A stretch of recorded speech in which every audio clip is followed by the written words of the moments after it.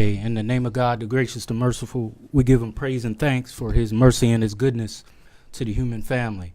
If all the trees upon the earth were pens to write with, and if all the oceans were ink, and then another 7 oceans to add to its supply, the writing would still not be enough to explain the glory of God, for he's the exalted, all-powerful, all-wise. We confide in no other in our time of need, and we praise no other in our good fortune. He is one. And even if I lived to be 1,000, it would still not be enough to thank God for his many blessings and gifts. We thank God for the Metu Neter, oracle scriptures and writings that came on the continent of Africa thousands of years before any organized religion. We thank God for Moses in the Torah, Jesus in the gospel, and Muhammad with the Quran. I greet everyone in words of peace. To my Christian family, praise the Lord. To my Muslim family, assalamu alaikum. To my Hebrew Israelite family, shalom. To my black conscious family, hotep. And to my people in the streets, what's good with you? It all means peace. So again, this is Brother Sharif with the Hour of Power. Go to Hour of Power, Sharif Hamid on YouTube. Subscribe and share so we can continue to lift the mind, body, and soul of our people. Before we get into this much anticipated interview with our good brother, Mr. Hollywood, Timmon Smith, my wonderful friend, and we have a beautiful little princess with us.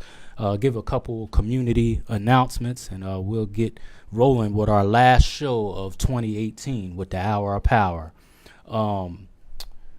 Every Saturday at Vonnie Grimes Gym, we have a Lafayette's teaching class from 11 a.m. to 1 p.m. So and that's for youth between the ages of 7 and 15, male or female. So that's every Saturday between 11 a.m. and 1 p.m. at at Vonnie Grimes Gym. That's a Lafayette's teaching class. All are welcome. Of course, last week was the grand opening of Championship Community Center, 459 West King Street, with our good brother Dominic Chapman and others. On February the 2nd, they will have a Black Collective Reading Academy, and that's designed for children ages grades 3 through 5. So that's a Black Collective Reading Academy. Helps children with reading, comprehension, and it's Afrocentric based. That'll run from February the 2nd during Black History Month all the way through March the 9th. So again, that's Championship Community Center, 459 West King Street, the Black Collective Reading Academy. Definitely bring your children, especially if they're having a little challenges with reading. On February the 16th, the Hour of Power is going to make a grand return to the Blacks and Wax Museum in Baltimore, 1601 East North Avenue in Baltimore. We will have a 6-city family reunion at the Blacks and Wax Museum. Durham, North Carolina, Philadelphia, Baltimore, Harrisburg, Lancaster, and York is all supposed to meet at the Blacks and Wax Museum Saturday, February the 16th. We're asking everyone to arrive there at 12 p.m. so I can get you in for the group rate. The rate is between $10 and $15. We're hoping we can get the cheapest rate to get everyone in. The Grub Factory in Baltimore will be having catered food there. So again, this is called the crowning moment of Black History Month, sponsored by the Hour of Power. February 16th at 12 p.m., 1601 East North Avenue in Baltimore, the tour of the Blacks and Wax Museum. We had a great time the first time we went. We learned a lot, so we're going to make a grand return with 6 cities, historic, epic, one for the ages. So also my good brother Brian Kennedy is having a basketball tournament at Championship Center this weekend. I didn't bring the flyer, but look out for that on his page. That's Brian Kennedy with Championship Community Center. So, one more thing. Tomorrow night on Facebook Live, the Hour of Power with yours truly will have a talk. It's going to be entitled David Walker and his appeal. David Walker's Appeal, Part 2. I did Part 1 on the 24th, so we'll do Part 2 tomorrow night at 8 p.m. on Facebook Live. David Walker is one of our ancestors who did a lot that many people don't know about. So that'll be on Facebook Live tomorrow night at 8 p.m. David Walker's Appeal, Part 2. So, we have a beautiful little princess with us tonight before we get into our interview with our good brother Timmon, better known as Mr. Hollywood. This is what the Hour of Power is about. We're about the youth, and with God's help, we a lot of our themes in 2019 will be about not only lifting the mind, body, and soul of our community, but the foundation of the community is the youth. So what better way to show you some of what we're going to do by having a little princess with us tonight. So what's your name, young lady? I'm Hasina, and I'm 8 years old, and next month I'll be 9. Okay, and what grade are you in? I'm in 3rd grade. 3rd grade. What's some of your favorite subjects in school? Probably like writing, reading, and math. Good, and you're pretty good in math? Yes. All right, and are you able, like, so if some of your classmates have trouble with math, are you able to help them out? Most of the time. Most of the time, okay. And do you like school? Yes. That's great. And when you get out of school, go through high school, what would you like to be once you get out of high school? I'm still kind of thinking, but I think maybe a teacher. Great. And we have other youth in the studio with us, Messiah and Mahia. Yes. So we have guests in the studio with us, which is our youth. So this is what the Hour of Power is about. So thank you, young lady, for coming on. You're welcome to sit there, or if you want to go join the producer of our show, which is your grandmother, our sister Alicia, you can go join her, whatever you want to do. Okay, thank you. Give our young queen a hand. Yeah. So, you can move over a little bit. That's how you would. Yep. So we're on the screen. Make sure you're talking to the mic. So, my good friend Timmon, aka Mr. Hollywood. You want to introduce yourself, brother? My name is Timmon Smith, a.k.a. Mr. Hollywood, and also the owner of Mr. Hollywood's Bow Tie Collection. Right. And we'll start off with that. I think about a month and a half ago, you did something monumental downtown there, opening your store. You want to tell us about your store? So what it is, it's located at 33 West Market Street, and it's the York Unique Emporium. And what it is, it's a store filled with multiple vendors because of what they're trying to do downtown is with that store is they're trying to use it as an incubator. So then, it's some of these small local businesses, it gives it a place to where it actually allows you just to kind of just stand behind your brand and bring it out. And on the same token, it's something that we can bring into our community so we can get more people downtown and draw people in so we can have a more positive, creative environment. Okay. And what are your hours of operation with your store? So typically, I'm down there Friday, Saturdays, and Sunday, being that I also work at WellSpan as well. Mm-hmm. So during the week, I want to say that they're open from between 9 a.m. to 5 p.m. at night, somewhere around those hours. That's Friday through Saturday, or Friday, Saturday, and Sunday? So I'll be there Friday, Saturday, and Sunday from 9 a.m. until 5 p.m.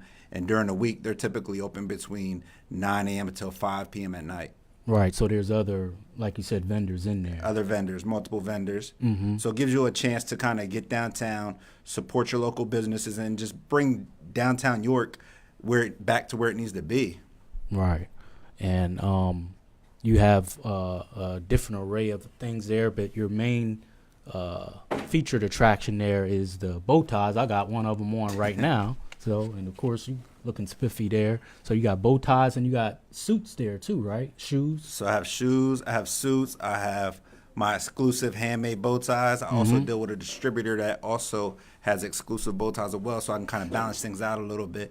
I want to be able to offer individuals that handmade product, and on the same token, I want to be able to give something that comes out in mass production as well. So, I like choices and to be able to give people different things to choose from. Right. Well, you can look to hear from me at least once a month. So, like I said, I got one of them on now, and I can say that you've made a big difference. With me, being staying kind of visible, so to speak, and going in the school system. I never looked bummy. No one can ever say that, but I never was really into dressing up, wearing shirts and ties. I would just have a nice little collared shirt, some, khaki pants maybe. And once I met you, you brought out a different side of me. Almost every day now, I'm almost looking, like this or something similar. So I thank you for encouraging me and bringing out a different part of me. Because I'm, representing the show and the community and the youth. So, you really brought that out of me. I really appreciate that. I never thought that I would, dress like this. I just never was into it. So, thank you for that, sir. Tell us about yourself, because we've had many conversations before, about, our journey and your journey. And, I met you last year when we had the Business Expo at CA. That's when I first met you. So tell the audience about, your first experience meeting me. And then I want to go into your interesting story and journey, because this talk is entitled Trials, Tribulations, Redemption, and Victory. So this is a positive talk, but sometimes we gotta to understand where we are, we have to know where we came from. Definitely. Mm-hmm. So for me, I once read something that said, once you change your mindset, your life will change. Mm-hmm. And I remember one of the first motivational videos that I really dug down deep into the core of, and it really brought tears to my eyes, was when I heard Les Brown, and I had to continuously rewind it and rewind it and rewind it.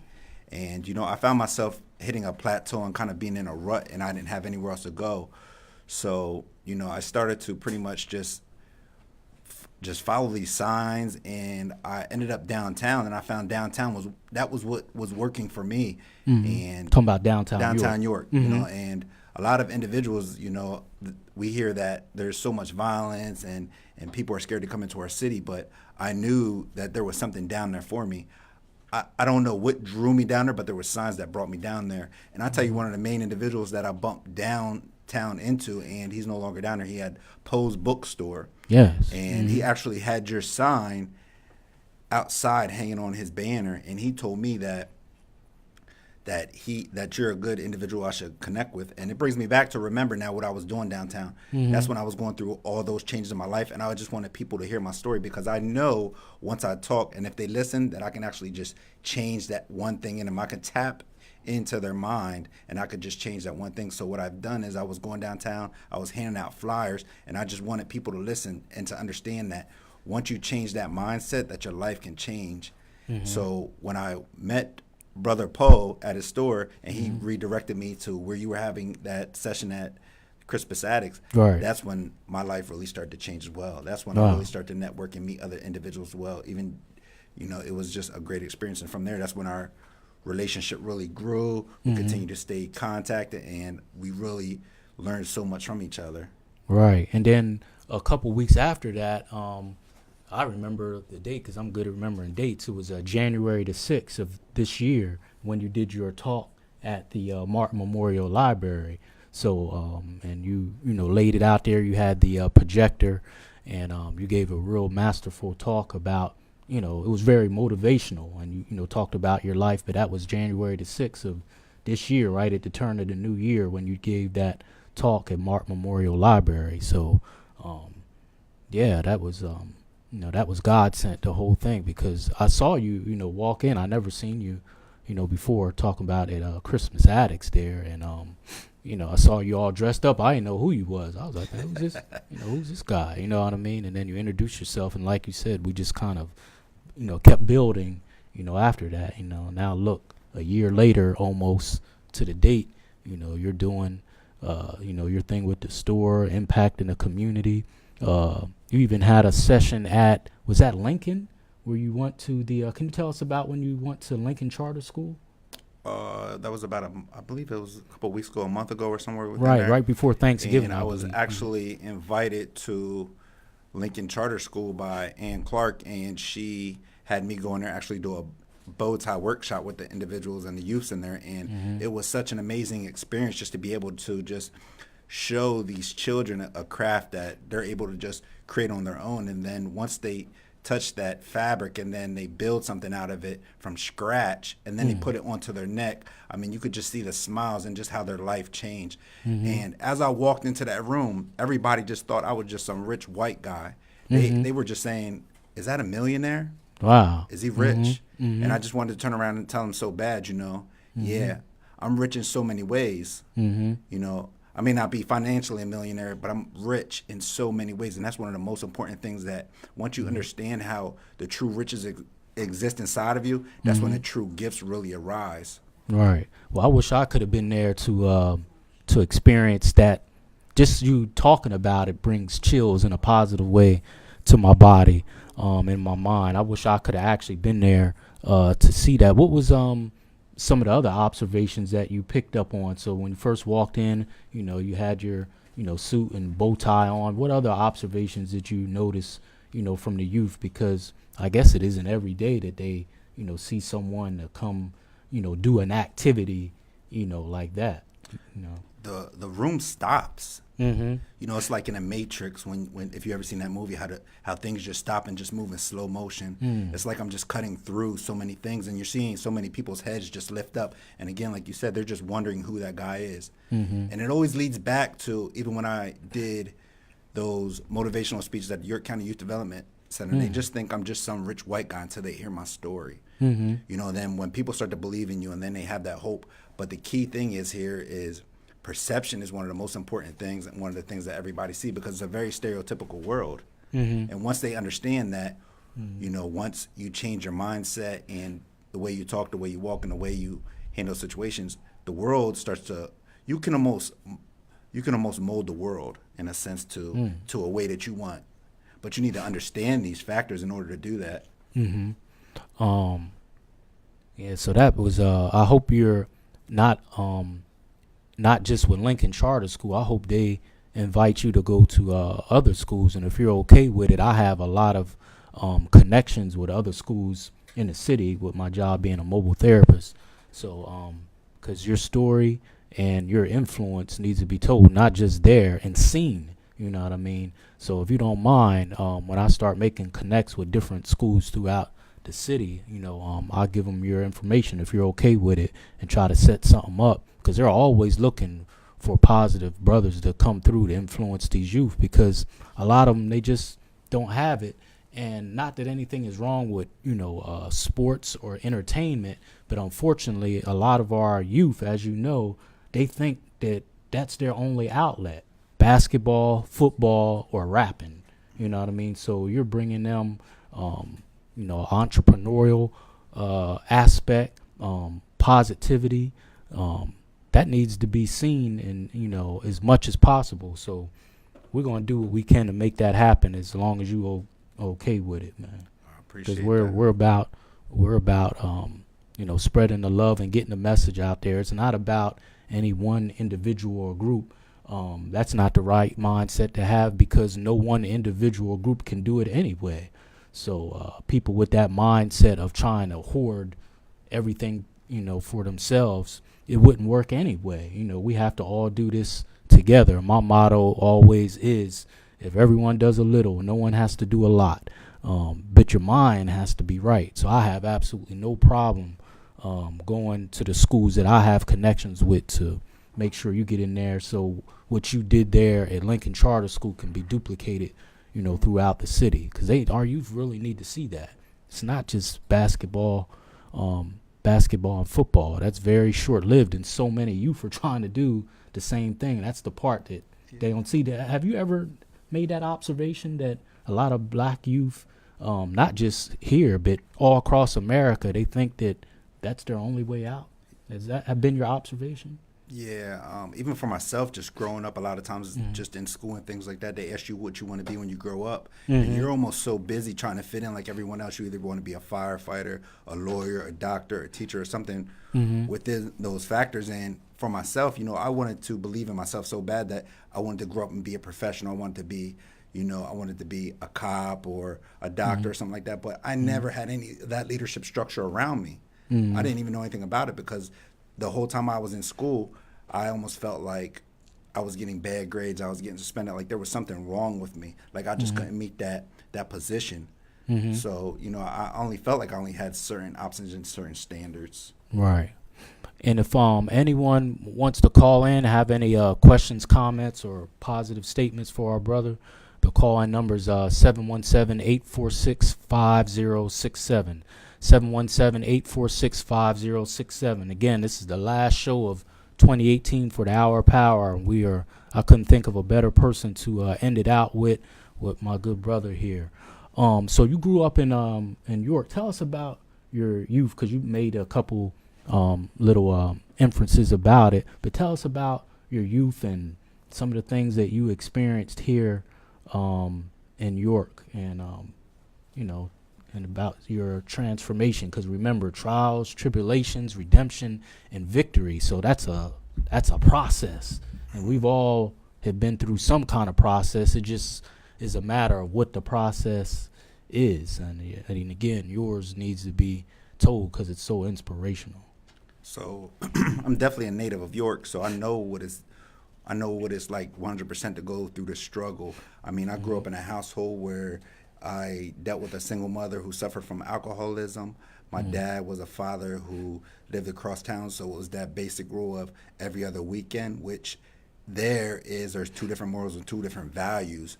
So a lot of times, you have your mom that's putting down your dad, or your dad putting down your mom, and or the dad's on child support and he can only do what he can for his kids. So just growing up in an environment, it's a struggle, and for me, I was always that lost individual, and it was just seeing that how alcohol destroys lives. My mom's a wonderful mother. She's great, but just being a product of your environment, and just being lost for so long, just people coming, running in and out of your house, and just running the streets, selling drugs, and just having no direction, no leadership structure whatsoever. And, for myself, these are the only things I knew, because these are the things that I was surrounding myself with.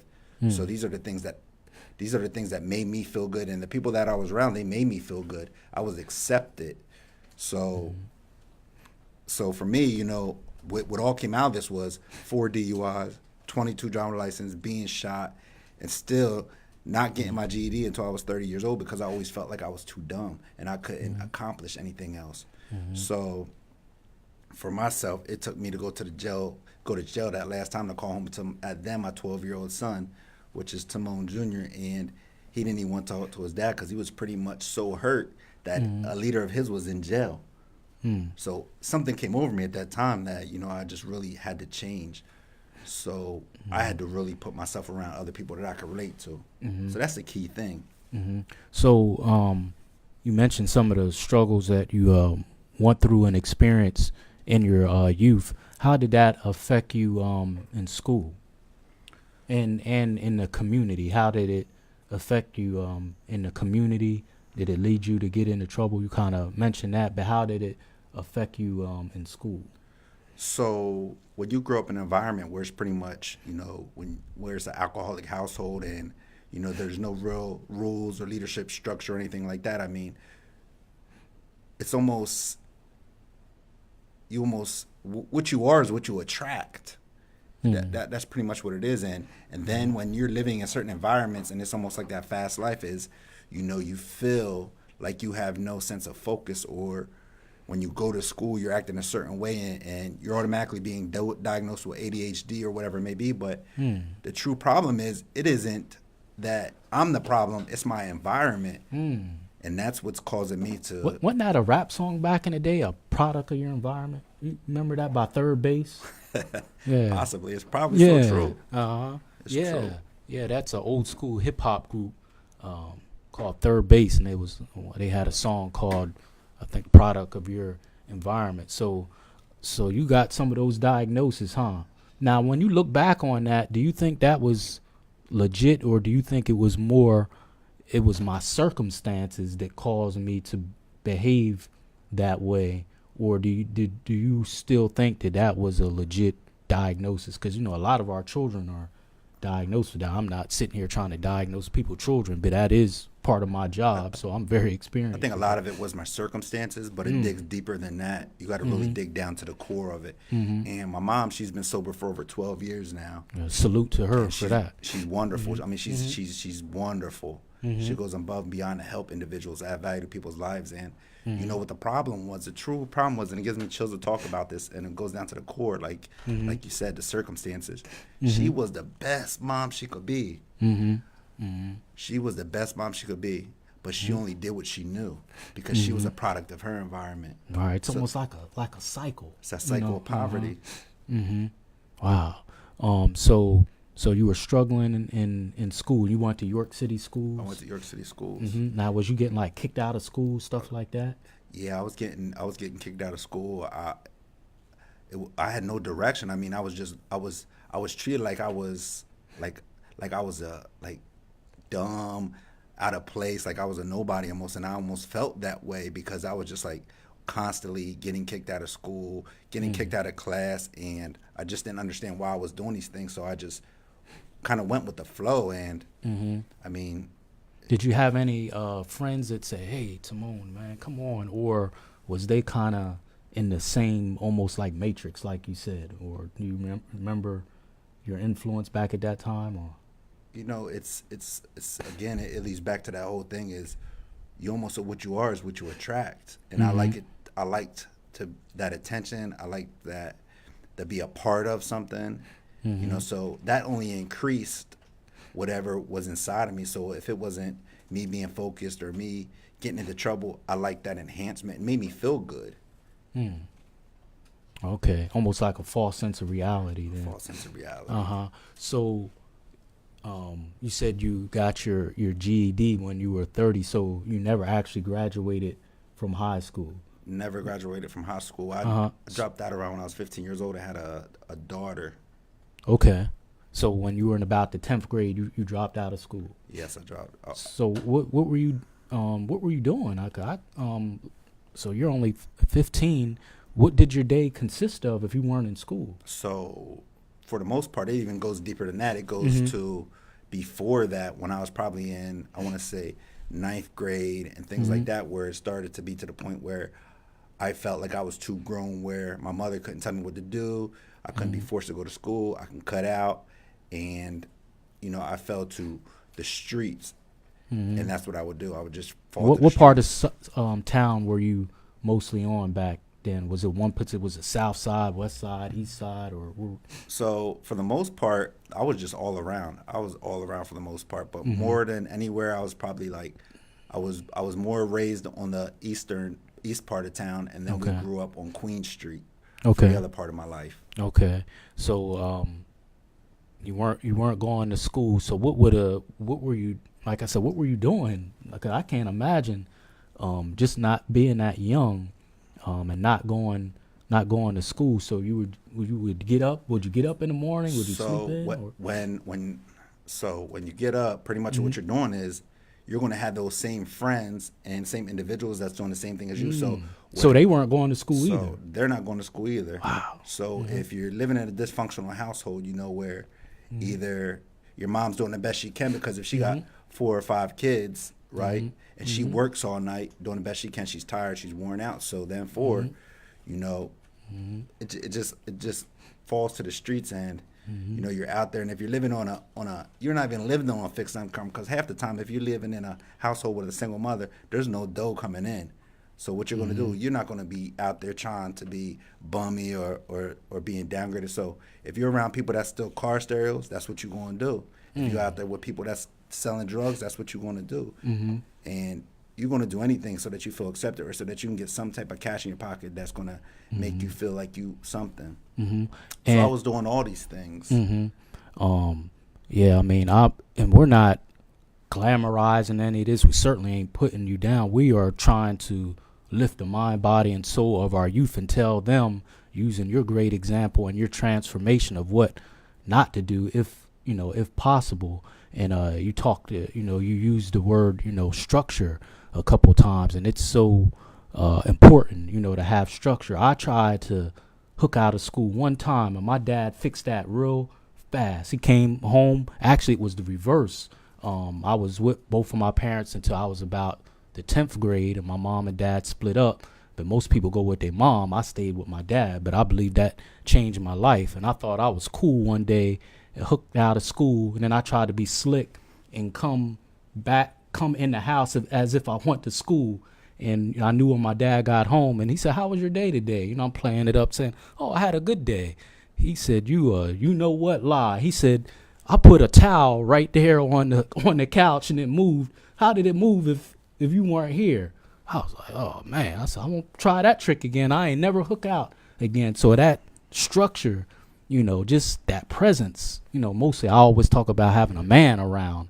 It just makes all the difference.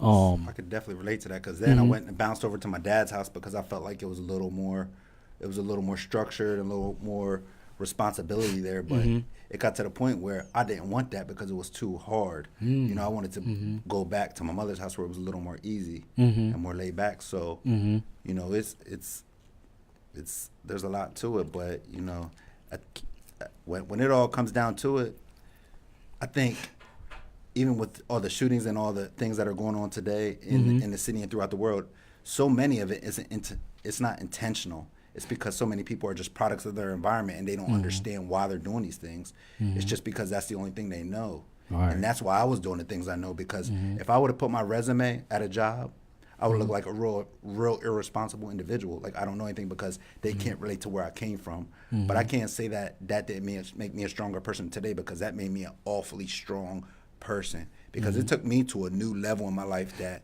I have the best of both worlds, so I can control my mindset and I can relate to people. I can make people feel good. I know when people are down, how I can take them to the next level. So all these things that I've been to, they were put in place for a reason. Right. Can you take us back to when you first started getting in trouble, since you weren't in school? What happened around that time when you start getting in trouble with the law, so to speak? I would say it all starts, from all of it starts from, just from the front porch. I think a lot of it starts from the front porch, and then you just start to take those steps forward, and then it's just the closer you get to the street, then you go across the street, and then you go across town, and then it all comes back to, as well as if you have any kind of brothers or uncles or sisters or anything like that, and they already been sucked into the street. What happens is that falls back on you too, as in a ripple effect, because what you want to do is you want to follow those footsteps because you think that that's what's right and that's the way to roll. What would you say? Me, I'm always into Black history and different things like that, and what always inspired me about Malcolm is, he talked about, bam, when the light came on, he was into selling drugs and doing all, different kind of things. And, he got in trouble with the law, didn't finish school, almost, like you. Then he got locked up, and then bam, the light, came on. A brother came up to him, was like, "Who are you? Do you even know who you are?" And Malcolm said that's when the light came on. It didn't change him right away, but that was the starting point of him saying, "I got to do something different." At what point would you say, with everything that you went through, the trials, the tribulation, when or who helped you, man, make that light come on? Well, as I said earlier, it was that fourth DUI, and even then, when I went to jail, I was thinking again, how can I get that next drink without getting caught for driving? Like, I was still stuck in that mindset. Just trying to, not really to change your ways, just to be slicker in your ways. Yeah, but that's where your mind was. Yeah, but it was a revolving door. I could never beat the system because I thought the same way, negative. It's not until when I got that fourth DUI when I was in jail, and I had to call home again to my 12-year-old son, and he ran downstairs into the bathroom, because luckily the girlfriend that I'm with now, wonderful woman, was holding down the fort and still getting my children every other weekend. And what happened is he didn't want to talk to his dad. And the only thing I could really hear is him kind of just that breath. And I knew deep down inside that something was wrong and I had to change. Something came over me that day.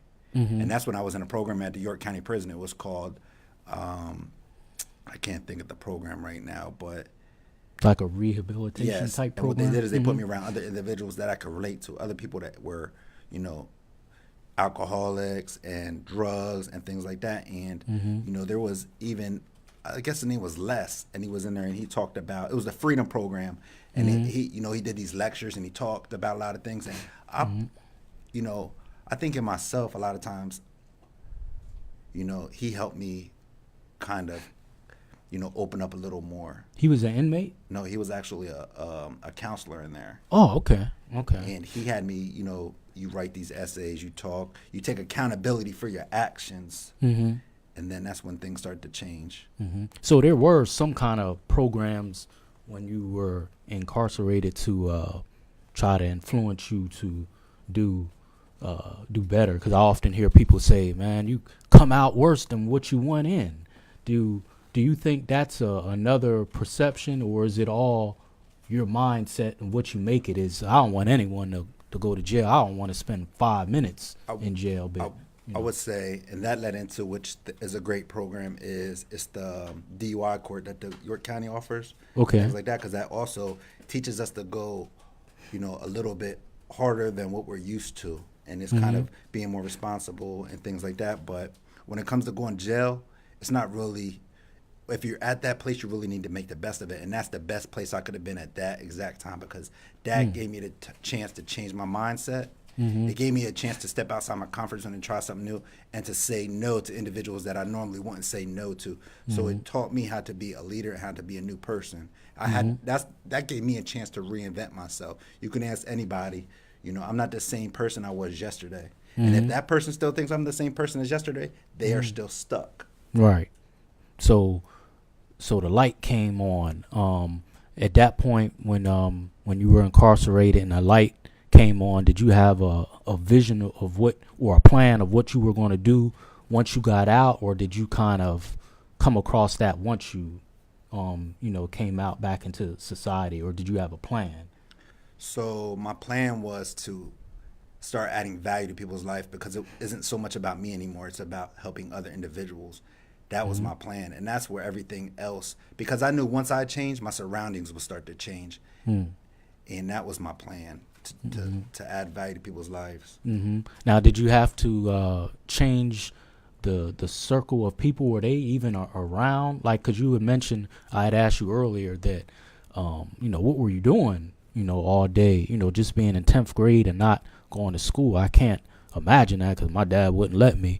And you said, well, it was other youth doing the same thing. Did you hear any more from the, you know, brothers you were growing up? Were they around once you came out? And how did you form your circle once you got out? So that's a good question. I want to say, I think a lot of times when it comes down to accountability, I was the problem, I want to say, because I was going on into these environments, and I can't say that they made me the way I was in a sense, but on the same token, when I started to change, I've seen the change in them as well. So you did see some of the old brothers from around the way, as they say. You saw them when you came out, but you had your mind made up. You was going to do different. You still saw some of them? Yeah, so what I had to do is I had to learn to set boundaries with individuals. And, you know, and it's not just jumping into certain situations. It's kind of just putting myself in certain situations, if that makes any sense. Okay. And again, the call-in number, if anyone has any questions or positive statements for our brother, it's 717-846-5067. Don't be shy. We have our wonderful brother Timmon Smith, known as Mr. Hollywood, and we do have youth in the studio, in the audience tonight. We thank them for coming to hear this inspiring story. And if you don't mind, we've been talking a lot about, you know, our surroundings and the people that we hang around, and how influential that could be, positive or negative. So for the youth, and not just for the youth, for the adults, I just want to talk mention a quick little parable, if you don't mind, because I believe it's inspiring for not only our youth, mainly for our youth, but for adults, because a lot of adults don't get it. A lot of adults don't understand about who they surround themselves with. So one time it was this, and youth, y'all paying attention? Y'all good? All right. So one time it was this man. He woke up out of a dream, right? And he was in the wilderness. And he was scared because he had no idea where he was. It was dark. He was hearing all kind of noises, and he was scared out of his mind. So he started walking, and everywhere he walked, it was just dark, just trees. Had no idea where he was. So he stopped, and he reached out to the Most High. He said, please send me some help so I can get out of this place and get to safe land. Please send me someone or something. So the Most High said, just keep on walking. So he kept on walking, and a turtle came along. Now, a turtle is a peaceful animal. And the turtle said, follow me, hang out with me. I'll get you to safe land. And he said, no, I don't trust you. I'm not going to fool up with you. So the turtle said, okay. And he kept on walking. So he walked a couple more miles, still lost, don't have no idea where he was. And then a deer came along. A deer is a peaceful animal, right? And the deer said, I was sent to help you. Follow me. I'll get you to safe land. Just trust me. He said, no, I'm not fooling up with you either. I don't trust you. Kept on walking, still lost, don't have no idea where he was. And then a butterfly came along. Butterflies are peaceful. And the butterfly said, I was sent to help you. Follow me. Trust me. I'll get you to safe land. He said, nope, I don't trust you. I'm going to keep on walking. So he kept on walking, and then a snake came along. And the snake said, follow me. Trust me. I'll get you to safe land. And then he paused and said, can I trust you? And the snake said, well, what make you think you couldn't trust me? He said, just follow me. I'll get you to safe land. He said, you're not going to bite me, are you? He said, no, I would never do that. So he followed the snake. They started walking, and bam, the snake bit him. And he started feeling weak, and he said, why would you do such a thing like that to me? He's saying that to the snake. And the snake said, well, you knew what I was when you picked me up. You know what I mean? Wow. Ain't that what snakes do? Yeah. We even say it all the time. You're a snake in the grass. So you knew what I was when you picked, and you asking me, this is what I do. So we have to watch who we hang around, and we have to know who we hanging around to our youth. So if you walking into a store, to all our youth out there that may be watching, and you don't know who you hanging around, and they steal, both of y'all are going down. Even if you just standing outside the store, even if we did a talk about being an accomplice to a crime with a Lafayette's teaching class. So to our youth and to the adults, you got to watch who you hang around. You watch those shows, the First 48, you know, it's kind of graphic show. But the moral of the story is when they get caught, they're always in that interrogation room by themselves. And they said so-and-so did it, or so-and-so was there. And so-and-so ain't never there to help them out. So just one of our little lessons about knowing who you hang around. And you got to know, because their drama becomes your drama, whether it's in your house, in the street, wherever. Something that adults and youth and myself need to take heed to. So once you came out, what do you think, or how did you become influenced to start taking on a new look, or like the scripture says, I put on a new coat? I don't even think people understand that scripture. I put on a new coat. They thinking it's talking about clothes, but it's, you know, taking that old stuff and you putting on a new, a new you, so to speak. What would influence you to literally do that? One of the most important things that I know is that I needed to stay sober and to never pick up that drink again. Because I know it's like we were talking about, like that snake, that poison. Two things are poison. You know, you don't want any poison in your life, and I had to eliminate all poison and anchors in my life. And when I had to put that coat on or that suit on, I had to know that I wanted to wear a suit on the inside and on the outside. And when I was making these, when I was on my journey and I was going downtown, I'm meeting you. It's amazing what happens because again, it all leads back to you attract what you are. All these people just started I just was magnetic. People believed in me. Kevin Jackson believed in me. Mina Emerson at the York Martin Memorial Library, she believed in me. She let me be a volunteer. And there's so many clearances and background things that they do on you, but these people still believed in me. York County Youth Development Center believed in me. Phineas Davis believed in me. Lincoln Charter School believed in me. Brother Sharif believed in me. My girlfriend that's still with me believed in me. My mom believed in me. My dad believed in me. My brothers believed in me. Now, why would I want to let these people down? Right. But now I learned I had to start picking up books. And then instead of just reading books, I had to apply action.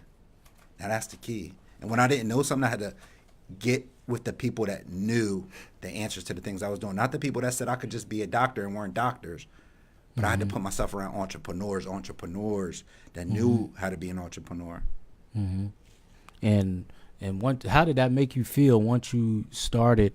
Now, did you know when you started, dressing up? Because it does give you a certain kind of, confidence level. My story isn't necessarily your story. I'm far from perfect. When I started taking your advice, because you was like, hey, man, you're visible. You're in a school and you're on TV and stuff.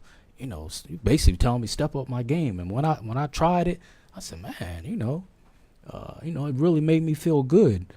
Did you know you would take it to that level, with the bow tie collection, or was it just something that you thought would be a fad and then you would just go back to, however you dressed before? These bow ties that I created, and I don't want to get into depth with that, but the key behind it is I know how it made me feel. And I know I'm only human, so I know if it made me feel good, I know it can make the next individual feel good. And I know if that made them feel good, I know if I talk to them and I can relate to them and make them understand how important appearance is, that they would feel good and that their world would start to change. Because even though an individual looks like they may not be going through things in their lives, once they get dressed up and they start to grab that attention of other individuals, like, hey, that's a nice suit, or hey, you got beautiful eyes, what do? You automatically smile. So that's what I do. That's what problem solution. Yes, and a lot of our boys don't know how to tie ties. So how are they going to, be presentable at just something that simple? It seems simple. I've known how to tie ties since I was in probably third or fourth grade, because I went to Catholic school and we had to wear ties. That was part of the uniform. We couldn't wear regular clothes, so I always knew how to tie a tie. But even something that simple, a lot of our boys don't know, and it takes their confidence away. And that's why I believe me, brother, I'm gonna jump on that. Soon as the new year comes, God willing, I'm gonna go into these schools and I'm gonna ask them, like, look, even if it's a simple, exercise like that, how to make yourself presentable for an interview. A lot of these youth, they're not being taught, those things. It's amazing. And there's actually even there's other things that come with it. Like when I talk about the core of our city, York, PA, which is a wonderful place, the local Toastmasters, they're the ones who also taught me how to present myself, how to Toastmasters. What's local that? Toastmasters. So is that a business? So no, it's actually located on Newberry and Philadelphia Street, and it's pretty much it sounds like when you look it up, it looks like it's a very expensive place, but there's many wonderful individuals that actually go to this program. What it helps you do, it helps you actually step outside your comfort zone and present yourself. It teaches you how to talk. It lets you work on yourself, and they give how you to talk. Yeah, it actually teaches you how to talk and how to present yourself. That's and key. It kind of gets you, and it's like it's cheap. And on the same token, once you get into these rooms with these individuals, and it's at the YMCA. So this Toastmaster, it's located in the YMCA on Philadelphia Street. YMCA. Yeah, well, actually, Philadelphia Newberry. and Newberry. Now, is there a cost for this program? So it's next to nothing. I mean, every maybe now it's maybe $50 every 6 months. It's somewhere. It's fairly cheap. It's not even that much. I mean, if they look it up and Google it, and even if they get a hold of me somehow and want to know how to get into local Toastmasters, I'll be more than welcome to help them out because again, when you start to connect with new individuals and network with individuals, it's a wonderful place. And in this place, they want individuals to have a story to tell. Because you know what? Even many times throughout my life, when I thought people would laugh at me because I sold drugs, I've been shot, and I was an alcoholic, and I had no direction. I thought people would laugh at me, but they didn't. They said, Timon, this is what you need to do to present your story. Right. And they craft it. That's the key word. And do you know the days and the time that they have this program? It's 90 North Newberry, the YMCA. Someone was asking. If they Google it, and Toastmasters. Local Toastmasters, exactly. Yep, it's a great place. What stands out with that, and I'm not mocking anyone, it's just the reality. Teach them how to talk. Like, once again, because of a lack of direction, a lot of our brothers and sisters sometimes, they don't know how to properly express themselves, so they use filler words, which some are curse words, to fill out sentences because they don't know what to say, or they saying, you know what I'm saying? No, I don't know what you're saying. Because if I knew what you were saying, I would already know what you're saying. So keep saying, you know what I'm saying? You know what I'm saying? You know what I'm saying, son? No, I don't, and I'm not your son. But those are filler words because they don't know what to say. So that's profound that they teach them how to talk and express themselves. Communication skills. They do, and they teach you how to craft your message too. Even in myself, sometimes I could find myself being all over the place. They'd be like, okay, what are you talking? But on the same token, it walks you through these steps as we were talking about earlier, like how, you know, you're very well educated and you know kind of how to walk people through the steps. Okay, how this happened, where'd you go from there, and what were you doing at these times on the streets? And that's what they teach you, how to basically take things to a new level. Right, and that's why we had our little princess on. She gonna, God willing, look back. I may not even be here, but she have more courage than a lot of adults. You know, a lot of people get stage fright, and I believe she could have won more if we wanted to. But I believe she'll look back on that one day, and that is the foundation and the start of what we just said of how to properly express yourself, to use words that have meaning. And because you could have all the skill in the world, but what you're doing, you're giving people confidence about their presentation. You could have all the skill in the world. You could go to, a job assembly line or something, and you could be, the best at it. But if you go in an interview and they ask you to explain your work experience, and all you saying is, you know what I'm saying, and you slumping down in your seat and you're not dressed properly, do you think a employer is gonna? What do you think if you was employed? You hit that right on the nose because when again it all leads back to if an individual doesn't see me, they think that I'm a millionaire. Right. So because of the perception. So I've never been to college. I went to school, got my GED at 30 years old, went back to school and got my medical and billing diploma. And even if you just pick up a resume, I look like a very irresponsible individual. And it's not until I show up and I present myself and they see my appearance, they see the way I walk, the way I talk, the way I shake their hand. All this stuff is meaningful. And I'll give you a perfect example of when I did get an interview through the medical field. It wasn't because of my resume. It wasn't because of my resume, because that resume could have stayed on the bottom of the pile. But it's because I showed up, I was presentable, I looked good, I talked good, and they believed in me. And when they took me a tour around that building, people even thought I was a doctor. They were questioning it. They were thinking I'm the man that's going to take their job just because of the way I talked, the way I walked, and the way I'm dressed. And if I can do it, anybody can do it. And I can show them how to do it. All right. I mean, that's just so, profound. So actually in the your presentation can have a reverse or a dual effect, so to speak. You can have the skill, but if you don't have the education or the training to back that skill up, you could lose something. Or in your case, you may not have had the resume for the job that you were applying for, but because your presentation and the perception they had of you, you're basically saying they almost overlooked it. Like, oh, so what, Timon, you may not, but we like what we see. It's a dual effect. It just takes that one individual to believe in you, and that individual can change your life. One of the key words, Kevin Jackson talked to me, and why do I say his name so much? Because he tapped into something inside of me that made me change my life. Executive presence. Do you know what executive presence is? Oh, you said executive presence? Yes. So, no, explain that to me. So executive presence, when he said it, I didn't even know what it means. So what it is when you walk, when you leave a room, what is that individual saying about you? Before you walk into the room, what are they thinking about you? So it's the impression that you leave. And these are words that I studied and I live. Definitely. Key words. Executive presence. Yes, this we definitely want to try to get you in front of our youth. Just that alone is just so profound, especially with our young brothers. They got the skill.